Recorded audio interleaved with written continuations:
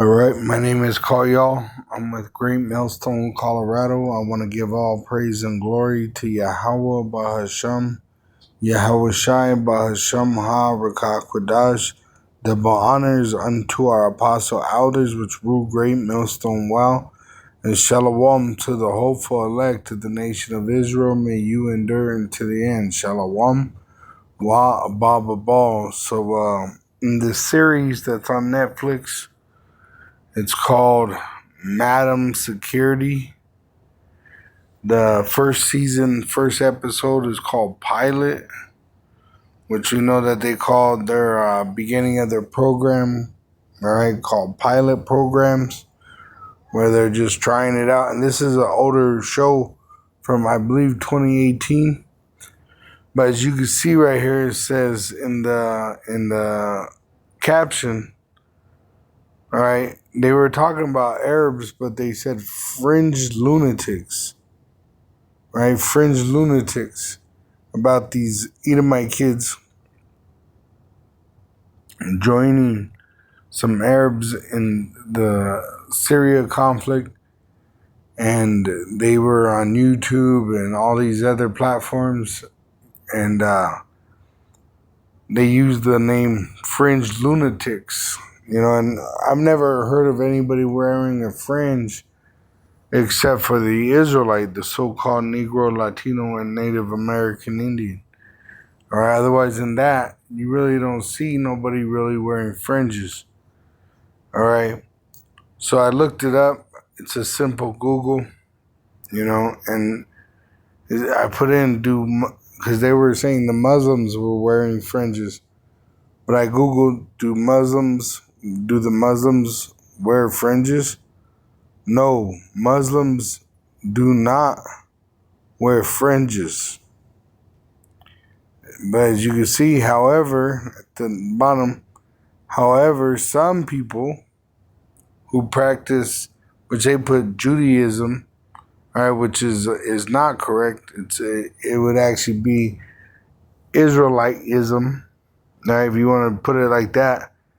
But it's not even ism. It's actually it's the way of the Israelite. All right. We were commanded in the Holy Scriptures to wear fringes to remind us of the law. All right, and we're in captivity now, so we don't wear fringes 24/7. But when we go out and preach, let's see.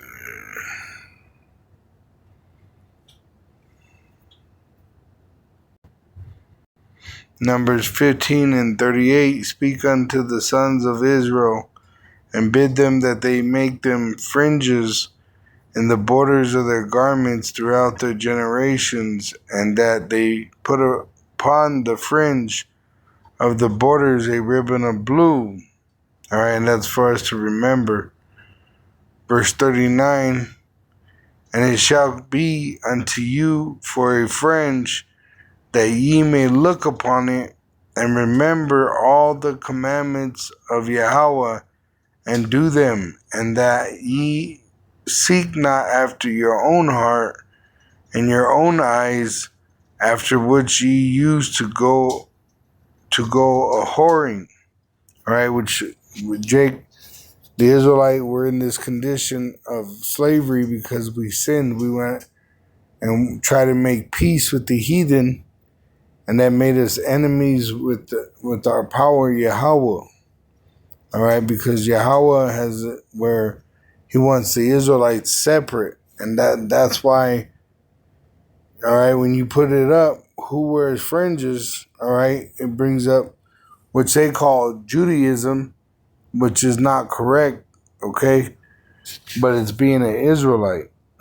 He spoke and gave this commandment to Moses to give to the Israelites. All right, and what they call Jew is only representing 3 tribes: Judah, Benjamin, and Levi. All right, what about the other tribes? All right, and then they try to say it's a tzitzit. Tzitzits are not fringes as it's been commanded in the book of Numbers. All right, tzitzits and fringes are 2 different things. All right. see right here.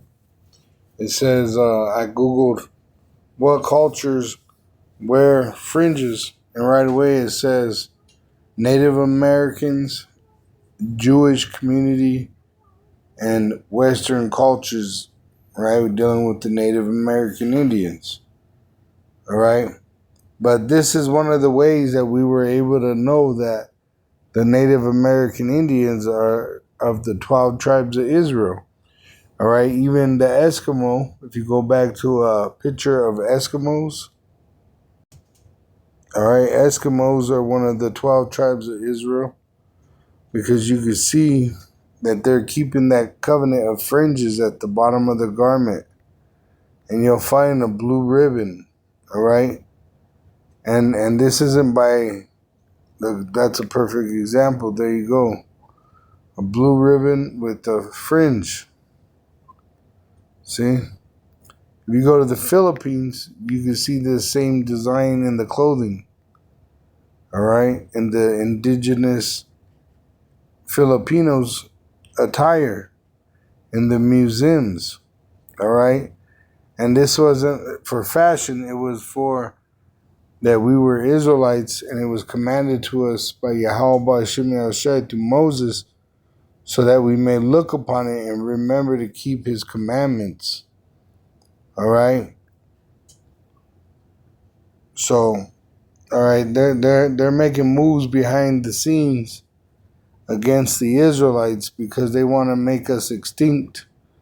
But it's going to end with the so-called Caucasian, the Edomite, the wicked, being extinct. All right? It tells you for the violence against thy brother Jacob, pertaining to the Israelite, Esau's violence against us. All right?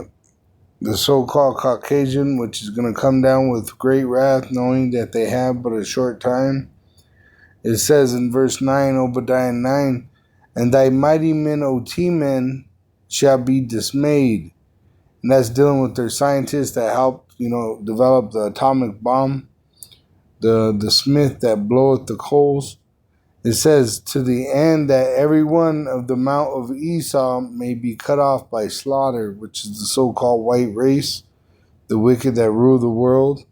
For thy violence against thy brother Jacob, shame shall cover thee, and thou shalt be cut off forever.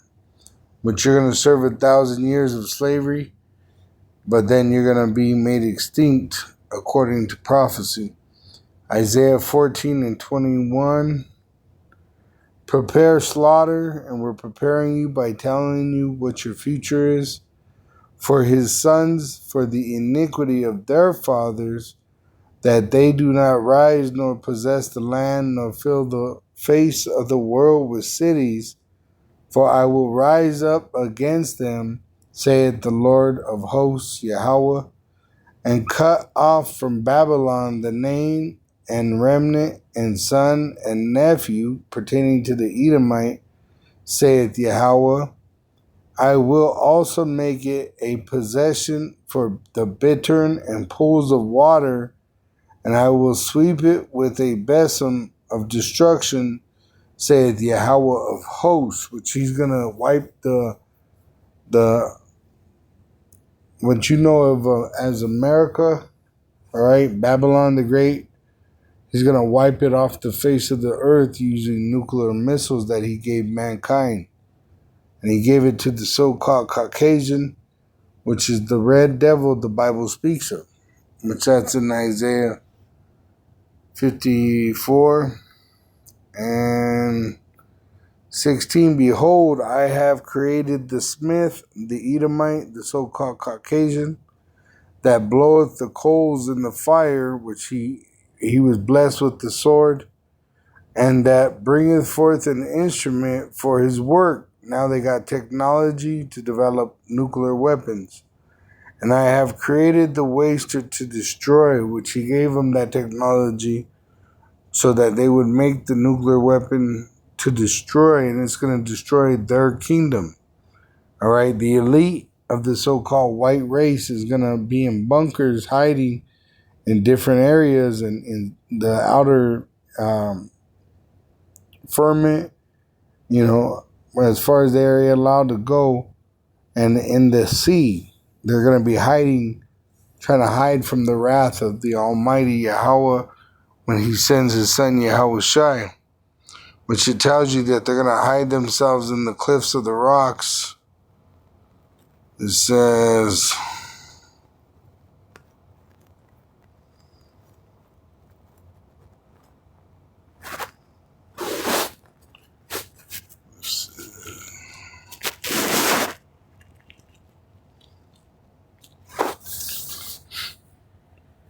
let's see, I know it's right at the bottom of one of these scriptures.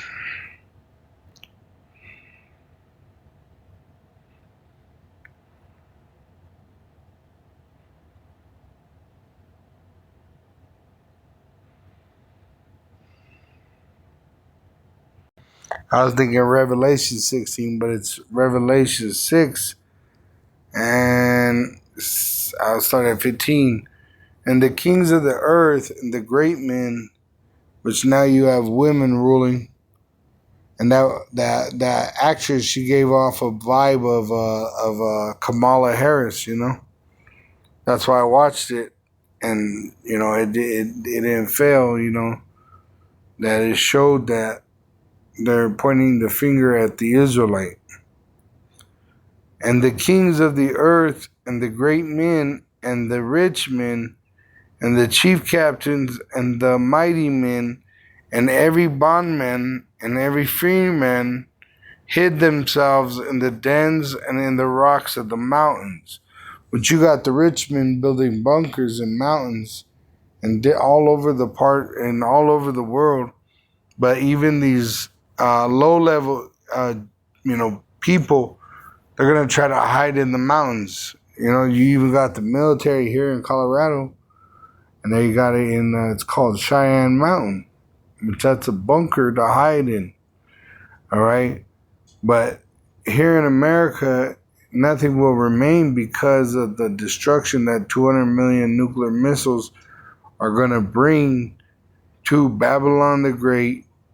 All right, which is gonna be delivered via nuclear missiles being shot off from its allies, America's allies, and its enemies. It says, and said to the mountains and rocks, fall on us and hide us from the face of him that sitteth on the throne and from the wrath of the Lamb. For the great day of his wrath is come, and who shall be able to stand? Which the Lord is going to gather his elect to deliver us from the hour of temptation. He's going to endure us, and then he's actually going to deliver us physically from the nuclear destruction of America, and he's going to change us. But for your unbelieving Israelite and the heathen man, starting with that so-called Caucasian, all right, there's no hope. They're going to get judgment, and it's going to be a brutal, brutal judgment, because every word is going to come into judgment. And this is the Messiah speaking, who's going to do the judging. Matthew 12 and 36. But I say unto you that every idle word that men shall speak, they shall give account thereof in the day of judgment. For by the words thou shalt be justified, and by the words shalt thou shalt be condemned. And that's why we're living by the word of Yahweh Ba'Shem Yahushai, which is life, and everybody else is walking by death. All right, because everything else leads to death. There's only salvation in the names of Yahweh Ba'Shem Yahushai, which he requires the Israelites to repent, because salvation is only for the Israelites. Shalom.